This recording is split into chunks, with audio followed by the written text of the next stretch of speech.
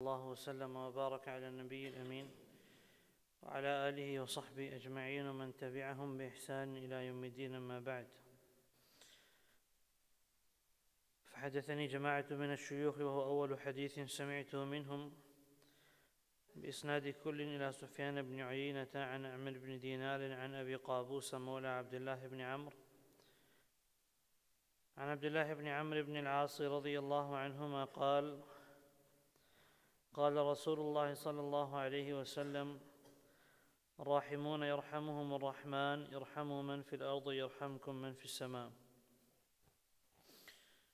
اللهم انفعنا بما علمتنا وعلمنا ما ينفعنا وزدنا علما. سبحانك لا علم لنا إلا ما علمتنا إنك أنت العليم الحكيم. رب اشرح لي صدري ويسر لي أمري واحلل عقدة من لساني يفقه قولي. ہم نے اللہ تعالیٰ کی توفیق سے مسائل الجاہلیہ کے پہلے 2 مسئلے پڑھے ہیں. آج تیسرا مسئلہ شروع ہو رہا ہے اور یہ انتہائی اہم مسئلہ ہے. اگر آپ غور کریں تو پہلے جو 3 مسائل ہیں یہ بہت اہم ہیں. کہ پہلا مسئلہ توحید کا تھا، تو دین کی صلاح اور دین کا درست ہونا وہ توحید کے ذریعے. دوسرا مسئلہ جھگڑا ختم کرنا اور اتحاد اور اتفاق سے رہنا، اور یہ اس سے دل کی صلاح ہے، دل کی اصلاح ہوتی ہے. اور تیسرا مسئلہ جو آج کا ہے یہ ہے کہ اپنے حکمران کی مخالفت نہ کرنا، اس سے دنیا کی اصلاح ہوتی ہے. تو امام محمد بن عبد الوہاب رحمہ اللہ نے تینوں یعنی دین، دل اور دنیا، تینوں دالیں یہاں پر جمع کی ہیں، اور انتہائی اہمیت کے حامل ان تینوں مسائل کو پہلے ذکر کیا. مؤلف رحمہ اللہ فرماتے ہیں: الثالثہ یعنی المسألة الثالثہ، تیسرا مسئلہ، ان مخالفة ولی الامر وعدم الانقیاد له فضیلہ. کہتے زمانہ جاہلیت کے لوگ یہ سمجھتے ہیں کہ ولی امر جو حکمران ہے اس کی مخالفت کرنا، وعدم الانقیاد له اور اس کی فرما برداری نہ کرنا، فضیلہ یہ باعث فضیلت ہے. والسمع والطاعة له ذل ومہانہ، اور حکمران کی بات کو سننا اور اطاعت کرنا یہ ذلت ہے. فخالفهم رسول اللہ صلی اللہ علیہ وسلم، رسول اللہ صلی اللہ علیہ وسلم نے ان کی مخالفت کی. وامر بالصبر على جور الولاة، اور نبی صلی اللہ علیہ وسلم نے حکمرانوں کے ظلم پر صبر کرنے کا حکم دیا. وامر بالسمع والطاعة لهم، اور آپ صلی اللہ علیہ وسلم نے حکم دیا کہ حکمرانوں کی بات سنی بھی جائے اور مانی بھی جائے. والنصیحہ، اور یہ حکم دیا کہ حکمرانوں کو نصیحت کی جائے. وغلظ فی ذلک، اور اس میں آپ نے سختی کی ہے. وابدأ فیہ واعاد، اور آپ صلی اللہ علیہ وسلم نے اس حوالے سے جو ہے کئی مرتبہ اس حوالے سے بات کی ہے. اب اس حوالے سے آپ دیکھیں کہ اللہ رب العالمین فرماتے ہیں: یا ایھا الذین آمنوا اطیعوا اللہ واطیعوا الرسول واولی الامر منکم. اے وہ لوگ جو ایمان لے کر آئے، اطاعت کرو اللہ کی اور اس کے رسول کی اور اپنے اولی الامر کی. اولی الامر کون ہے؟ اولی الامر 2 ہوتے ہیں. ایک اولی الامر ہے جسے ہم کہتے ہیں بادشاہ یا حکمران، اس کو جگا دو. دوسرا اولی الامر وہ ہوتا ہے جو عالم ہوتا ہے. ان دونوں کی اطاعت کرنا، دونوں کی بات ماننا ضروری ہے. فرمایا: فَإِن تَنَازَعْتُمْ فِي شَيْءٍ، اگر تم کسی مسئلے میں اختلاف میں پڑ جاؤ، حاکم کچھ کہتا ہے، عوام کچھ کہتی ہے، عالم کچھ کہتا ہے، اس کے مقتدی کچھ کہتے ہیں، اختلاف ہو جائے آپس میں، یا حکمرانوں کا آپس میں اختلاف ہو جائے یا علماء کا آپس میں اختلاف ہو جائے، فَإِن تَنَازَعْتُمْ فِي شَيْءٍ فَرُدُّوهُ إِلَى اللَّهِ وَالرَّسُولِ، تو اس کو اللہ اور اس کے رسول کی طرف لوٹا دو. ان کنتم تؤمنون باللہ والیوم الآخر، اگر تم اللہ اور یوم آخرت پر ایمان لے کر آتے ہو. اب آپ دیکھیں اللہ رب العالمین نے یہاں پر اللہ اور اس کے رسول کی طرف لوٹا دینے کا حکم دیا ہے، حکمران کے خلاف تلوار نکالنے کا حکم نہیں دیا. نبی صلی اللہ علیہ وسلم نے فرمایا تھا اسمع واطع، اپنے حکمران کی بات کو سنو بھی اور مانو بھی. وَإِن ضَرَبَ ظَهْرَكَ، اور ایک روایت میں وَإِن جَلَدَ ظَهْرَكَ وَأَخَذَ مَالَكَ، اگر وہ تمہاری پیٹھ پر کوڑے برسائے اور تمہارے مال کو لے لے، پھر بھی اپنے حکمران کے خلاف بات نہیں کرنی، اس کی اطاعت کرنی ہے. لیکن یہ جو ہمارے ہاں ایک تحریک کے نعرے لگتے ہیں، ظلم کے ضابطے ہم نہیں مانتے، ایسے دستور کو آئے کیا صبح بے نور کو میں نہیں مانتا، حبیب جالب کہتا. تو اب یہ جو ہے نا وہ ہمارے سیاستدان بھی پڑھ رہے ہوتے ہیں اور عوام بھی پڑھ رہی ہوتی ہے، اور کیا کہتے ہیں کہ ہم نے بغاوت کرنی، ہم اس نظام کے باغی ہیں، ہم نہیں مانتے اسے، ہم نکلیں گے، دھرنے دیں گے، لڑائی کریں گے، فساد کریں گے. اللہ رب العالمین کی شریعت میں نہ کسی دھرنے کا جواز ہے، نہ کسی بغاوت کا جواز ہے، بلکہ الٹا آپ دیکھیں وَإِن طَائِفَتَانِ مِنَ الْمُؤْمِنِينَ، اگر مومنوں میں سے دو گروہ کیا ہو جائیں، لڑائی کر لیں، کیا کرو فَأَصْلِحُوا بَيْنَ أَخَوَيْكُمْ، دونوں میں صلح کرو. فَإِن بَغَتْ إِحْدَاهُمَا عَلَى الْأُخْرَى، اگر ایک جماعت بغاوت کرے، فَقَاتِلُوا الَّتِي تَبْغِي، بغاوت کرنے والوں سے قتال کرو. ایک اور مقام پر حَتَّى تَفِيَ إِلَىٰ أَمْرِ اللَّهِ، یہاں تک کہ وہ اللہ کے امر تک، اس کے فیصلے تک لوٹ نہ جائے. ایک اور مقام پہ کیا فرمایا سورہ مائدہ کے اندر، انما جزاء الذین یحاربون اللہ ورسولہ، یہ ہمارے چیف آف آرمی اسٹاف بھی بہت پڑھتے ہوتے ہیں یہ آیت، ویسعون فی الارض فسادا، ان لوگوں کی جزا جو اللہ اور اس کے رسول سے جنگ کرتے ہیں اور زمین میں فساد برپا کرتے ہیں، ان کی جزا کیا ہے؟ ان یقتلوا، انہیں قتل کر دیا جائے، او یصلبوا، یا انہیں سولی پر لٹکا دیا جائے، او تقطع ایدیہم وارجلہم من خلاف، یا ان کے پاؤں اور ہاتھ مخالف سمت سے کاٹ دیے جائے، یعنی دایاں ہاتھ اور بایاں پاؤں، بایاں ہاتھ اور دایاں پاؤں مخالف سمت سے کاٹ دیے جائیں. او ينفوا من الارض، یا ان کو اس زمین سے، اس علاقے سے نکال دیا جائے. کیوں؟ انہوں نے زمین میں فساد مچایا ہے. اللہ کے نبی صلی اللہ علیہ وسلم نے فرمایا تھا میرے بعد ایسے حکمران آئیں گے یہتدون بغیر ہدی، میرے راستے پر نہیں چلیں گے، میرے راستے پر نہیں چلیں گے. ایک اور اس میں حدیث میں فرمایا یصلون الصلاۃ لغیر وقتها، نماز کو پڑھیں گے وقت داخل ہونے سے پہلے. ایک اور روایت میں فرمایا یؤخرون الصلاۃ عن وقتها، نماز کو پڑھیں گے وقت نکلنے کے بعد.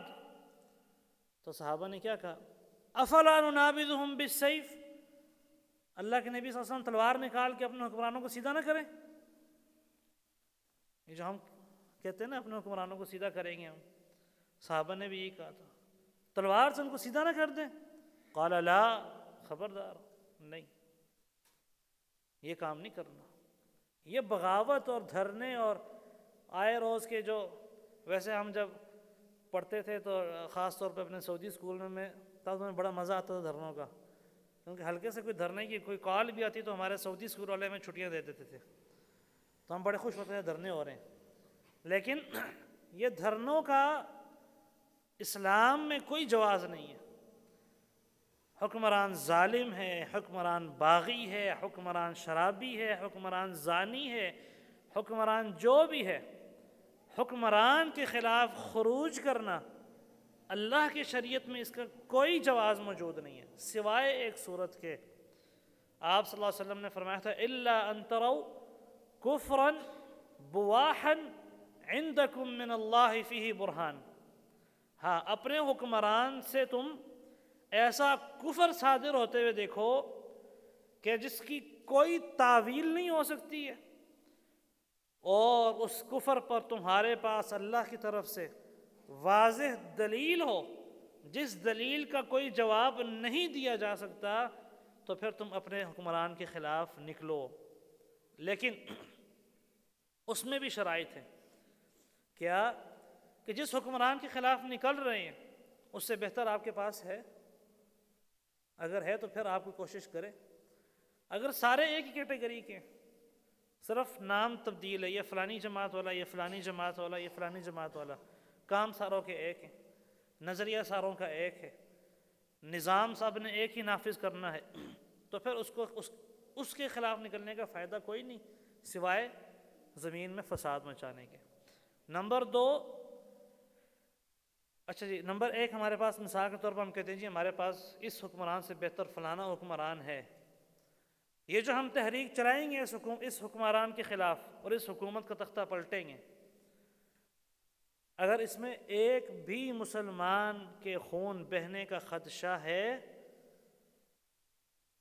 تو حکمران کے خلاف بغاوت جائز نہیں۔ کیوں؟ مسلمان کی خون کی حرمت ہے اللہ کے ہاں۔ ایسے تو نہیں اللہ رب العالمین نے مسلمان کو قتل کرنے والے کے لیے کتنی بڑی سزا رکھی ہے۔ فرمایا وَمَن يَقْتُلْ مُؤْمِنًا مُتَعَمِّدًا، جو جان بوجھ کر مسلمانوں کو قتل کرے، فَجَزَاؤُهُ جَہَنَّمُ، اس کی جزا جہنم ہے، خالداً فیہا، وہ ہمیشہ ہمیشہ اس میں رہے گا، وَغَضِبَ اللَّهُ عَلَيْهِ، اللہ کو اس پر غصہ ہے۔ تو ایسے تو نہیں ہے نا، مسلمان کی خون کی حرمت ہے۔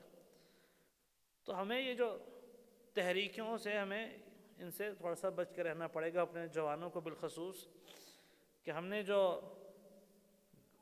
بنائی ہوئی ہوتی ہیں ٹوٹی زنجیریں اور جال بنایا ہوا ہے جنگلے کا، اس کو توڑ رہے ہیں، اور یوں ہم سوشل میڈیا پر، پھر ہمارے پرنٹ میڈیا پر، پھر جو ہے نا وہ الیکٹرانک میڈیا پر نوجوان نسل کو ابھارا جا رہا ہے۔ آپ دیکھیں جب سے پاکستان بنا ہے کتنی مرتبہ جو ہے نا وہ کتنی تحریکیں چلی ہیں، کبھی نظام مصطفیٰ کے نام پر تحریک چلی، کبھی کس نام پر تحریک چلی، کبھی کس نام پر تحریک چلی۔ کسی ایک تحریک نے پاکستان کو فائدہ دیا ہو؟ کسی تحریک نے پاکستان کو فائدہ نہیں دیا۔ اس لیے بحیثیت مسلمان ہمارا کام یہ ہے کہ ہم اپنے حکمران کے خلاف بغاوت نہ کریں، نہ عملی طور پر نکلیں بغاوت کے لیے، اور نہ ہمارے جمعے اور ممبر اس بغاوت کے لیے استعمال ہوں۔ یہ بھی بغاوت کی ایک قسم ہے کہ چلو میں کون جی، میں تو ڈی چوک نہیں جاتا اور میں وہاں پر جا کے دھرنا نہیں دیتا، یا میں حکمران کے خلاف عملی طور پر کوئی اقدام نہیں کرتا، لیکن میں اپنے ممبر کو استعمال کرتا ہوں بغاوت کے لیے اور حکمران کے خلاف، حکومت کے خلاف۔ کس وجہ سے؟ مہنگائی کی وجہ سے یا کسی اور وجہ سے۔ جبکہ ایک حکومت کو تبدیل کرنے کے لیے جو ہمیں فساد مچانا پڑے گا اور کتنے ہی نوجوانوں کی قربانیاں دینی پڑیں گی، اس خون کا حساب کون دے گا؟ ابھی پچھلے کچھ عرصہ پہلے بھی ایک جماعت نے دیے تھے نا دھرنا، پھر گولیاں چلیں، پھر انہوں نے کہا جی گولی کیوں چلائی؟ یہ نعرہ لگایا گیا تھا، ایسے ہی ڈاکٹر صاحب گولی کیوں چلائی؟ یہ نعرہ لگایا گیا کہ جی آپ نے جو مرضی ہو جائے گولی کیوں چلائی؟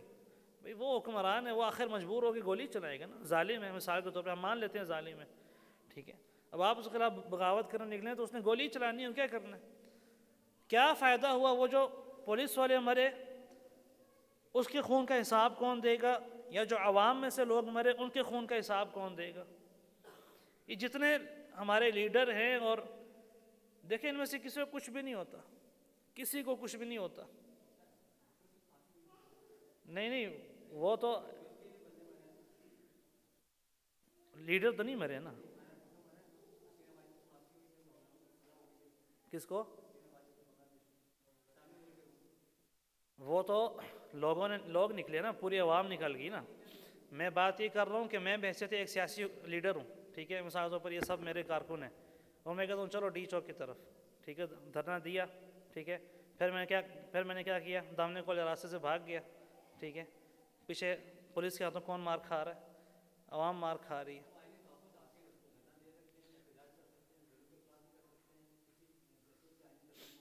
یہ اس پہ یہ بات کرتا ہے آئینی تحفظ کے حوالے سے کہ پاکستان کا قانون ہمیں اجازت دیتا ہے کہ آپ پورا من احتجاج کریں، ایسے ہی نا؟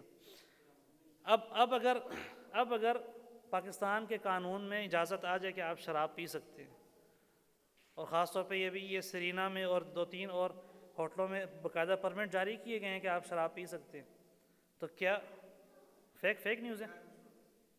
غیر مسلم، چلیں غیر مسلم، اب اگر یہ قانون پاس ہو جائے کہ ہم بحیثیت مسلمان بھی شراب پی سکتے ہیں، اگر قانون پاس ہو جائے تو کس کو؟ اچھا میں یہ کہہ رہا ہوں کہ اگر ہاں جی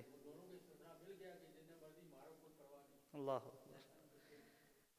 میں یہ کہہ رہا ہوں کہ اگر میں بحیثیت پاکستانی شہری، اگر پاکستان میں یہ قانون پاس ہو جائے کہ آپ شراب پی سکتے ہیں، بے شک مسلمان ہوں، آپ کو کوئی کچھ نہیں کہے گا، تو کیا مجھے شراب پینے کی اجازت ہوگی؟ پھر بھی شرعاً اجازت نہیں ہوگی، ٹھیک ہے؟ اگر ہمارے آئین کی کسی شک میں یہ بات موجود ہے کہ آپ پرامن احتجاج کر سکتے ہیں، اللہ کی شریعت میں اس کی اجازت نہیں ہے، اللہ کی شریعت میں اس کی اجازت قطعی طور پر نہیں ہے کہ آپ زمین میں فساد مچائیں۔ جتنے دھرنے ہوتے ہیں یہ فساد کی ایک شق ہے جی، یہ فساد کی ابتدا ہے، یہ فساد کی ابتدا ہے۔ حکمران کے خلاف عملی اقدام بعد کی بات ہے، حکمران کے خلاف زبان سے بھی جو ہے وہ اس کو برا بلا کہنا، اس کی بھی اللہ کی شریعت میں اجازت نہیں ہے۔ آپ دیکھیں امام احمد بن حنبل رحمہ اللہ، 3 بادشاہوں نے آگے کوڑے مارے، ٹھیک ہے؟ حق پر بھی تھے امام صاحب رحمہ اللہ، حق پر تھے نا، اور عوام منتظر تھی کہ ایک جملہ احمد بن حنبل رحمہ اللہ کی زبان سے نکلے اور ہم حکومت کے خلاف نکل پڑے، اور آپ چاہتے تو آپ کر بھی دیتے، اور لوگ آئے آپ کے پاس۔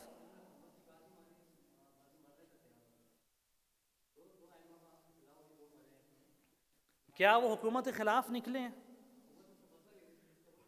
تو یہ دونوں الگ چیز ہے نا۔ ایک ہے کہ حکومت مجھ سے کہے کہ جی آپ شراب کے حلال ہونے کا فتویٰ دیں، تو میں تو نہیں دوں گا نا، عالم کا تو یہ کام ہے کہ وہ نہیں دے گا، ٹھیک ہے؟ ہاں اسے قتل کر دیا جائے، وہ اپنے قتل کو برداشت کرے گا، لیکن وہ اس بات پر کہ حکمران مجھ سے یہ غلط فتویٰ مانگ رہا ہے تو ساری عوام حکمران کے خلاف نکل جاؤ، ایسی کوئی مثال ملتی ہے؟ نہیں ملتی ہے، ایسی کوئی مثال نہیں ملتی۔ میں ان ائمہ کے، آپ نے صرف کہا کہ وہ 2 ائمہ قتل ہوئے ہیں، 2 نہیں درجن سے زیادہ ائمہ قتل ہوئے اس مسئلے میں۔ انہوں نے یہ فتویٰ نہیں دیا کہ قرآن مخلوق ہے، خود کو قتل ہونا برداشت کر لیا، ٹھیک ہے؟ اگر وہ چاہتے تو کہتے کہ سارے نکل پڑو، حکمران اللہ کے کلام کو مخلوق کہہ رہا، سارے بغاوت کے لیے نکلو، تختہ الٹاؤ، فساد مچاؤ، وہ چاہتے تو کہہ دیتے، لیکن کسی نے نہیں کہا۔ یہ منہج نبوی ہے، حکمران جس قدر ظالم ہو اس کے خلاف بغاوت نہیں ہو سکتی ہے جب تک آپ ان شرائط پر یہ شرائط آپ پوری نہ کریں۔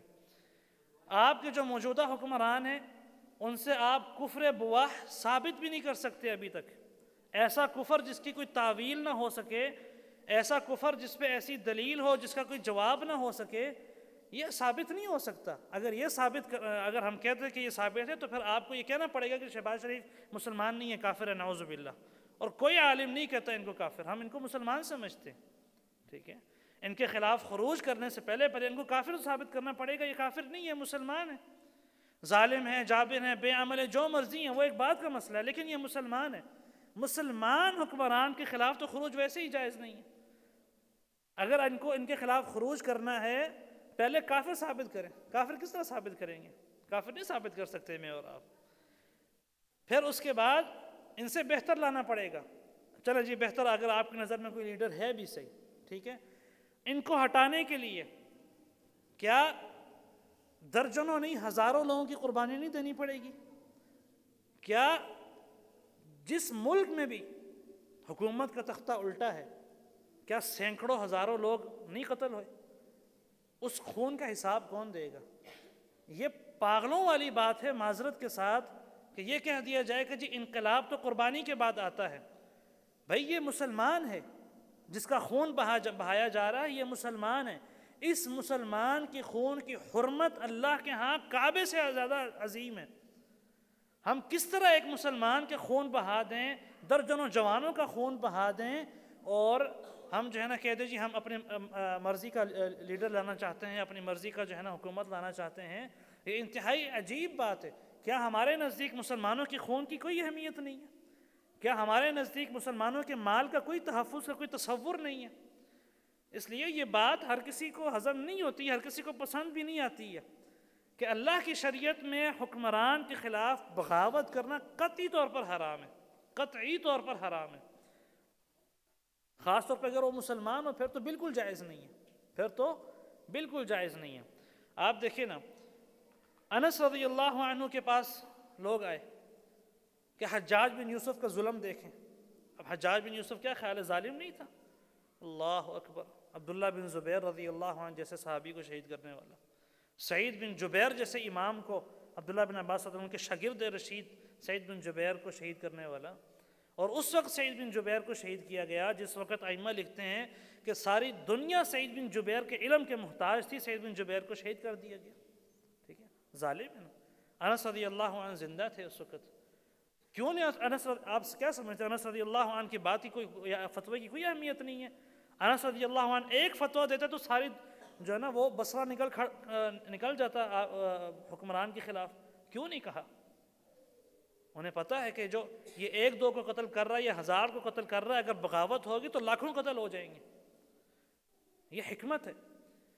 پھر آپ دیکھیں فضیل بن عیاض رحمہ اللہ، امام احمد رحمہ اللہ خود وہ کیا کہتے ہیں کہ اگر مجھے یہ کہا جائے، احمد اور فضیل بن عیاض رحمہ اللہ کہتے ہیں اگر مجھے یہ کہا جائے کہ تمہاری ایک دعا قبول ہوگی، تمہاری ایک دعا قبول ہوگی اور دعا کرو، کہتے ہیں لدعوتها للسلطان، میں اپنے حکمران کے لیے دعا کرتا، کیونکہ اس ایک حکمران کے حق میں اگر اللہ دعا قبول کر لے تو پورے جو عالم اسلام ہے، پورا ملک ہے، اس کے اندر خیر و برکت آ جائے گی. تو اس بات کو سمجھیں کہ حکمران کی موجودگی سے امن قائم رہتا ہے، اس کی موجودگی سے معیشت قائم رہتی ہے، اوپر نیچے ہوتی رہتی ہے، اس بات میں کوئی شک نہیں. ظالم ہے، جابر ہے، زانی ہے، جو مرضی ہے، اللہ کی شریعت میں بغاوت کی کوئی اجازت نہیں ہے. ورنہ یہ آیت آپ کے سامنے ہے، وَيَسْعَوْنَ فِي الْأَرْضِ فَسَادًا، جو لوگ فساد کے لیے نکلے ہیں، حکمران کے خلاف بغاوت فساد ہے. اس پر آپ کی بار علماء کے فتاویٰ پڑھ لیں، ان کی سزا کیا ہے؟ انہیں قتل کر دیا جائے اگر وہ باز نہیں آتے.